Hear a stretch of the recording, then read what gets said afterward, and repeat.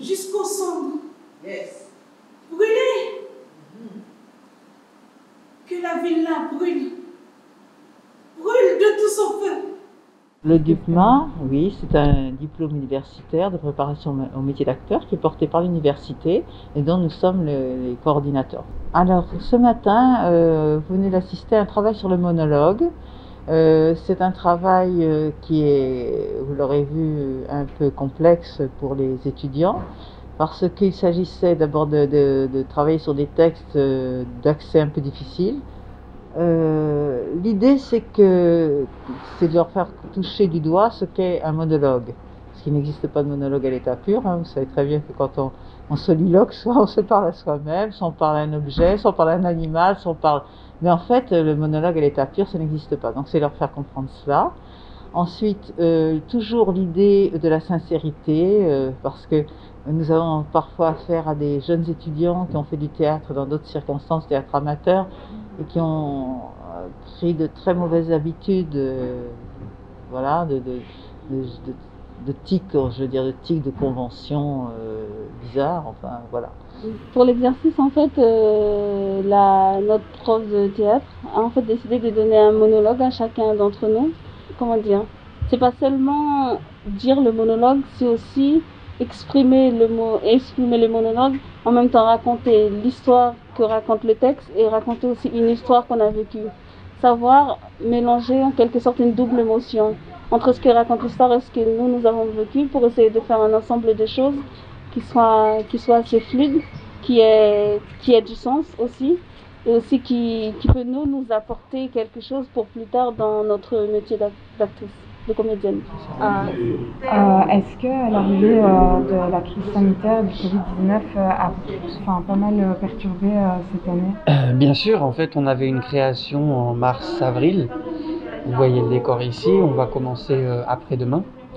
Et il y avait une autre création avec un metteur en scène qui venait de France, Mario Battista, où on devait créer un spectacle entre Macouria et Saint-Laurent-du-Maroni à compter du mois de juin. Donc ça va être reporté au mois de septembre. Donc oui, on avait un atelier aussi au Collège 3 qui a dû s'arrêter au mois de février, qui est annulé. Comment est-ce que vous êtes organisé durant cette période? Là, on était ce matin, grâce à vous, une équipe un peu plus nombreuse dans le théâtre. D'habitude, c'est 2 étudiants et moi, c'est-à-dire 3 personnes dans ce théâtre. Donc avec la distanciation physique énorme, une distanciation physique énorme. Le comédien qui joue sur scène, il n'est pas masqué, mais il est à 5-6 mètres de moi.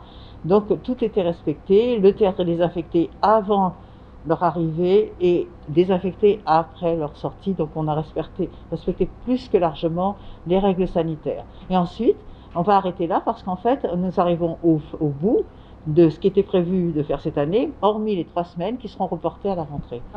C'est la fin, on arrive à la fin de ta première année au DUPMA. Qu'est-ce que tu peux en retirer? J'avais pas encore goûté, on va dire, cet aspect-là de la comédie, cet aspect-là du théâtre.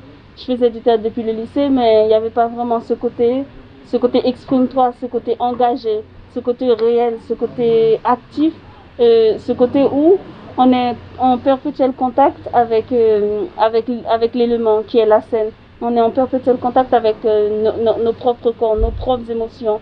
C'est comme si on se livrait, c'est comme si on se mettait tout nu sur scène, tout nu, tout en étant couvert en fait. Malgré la Covid, malgré la pandémie, je dois dire que c'est plutôt une réussite. D'abord, tant au point de vue de l'exactitude de la fréquentation, de la ponctualité, de l'assiduité, les élèves sont là, ils en redemandent même. Les enseignants sont très contents de nos étudiants guyanais. Alors ça, c'est une force, ça nous donne une force parce que le théâtre est quand même bien attesté en Europe, dans le monde, et nous, chez nous, c'est pas encore un métier qui est très développé. Enfin bon, même si on a quelques comédiens de premier plan. Donc je dirais que le bilan est positif.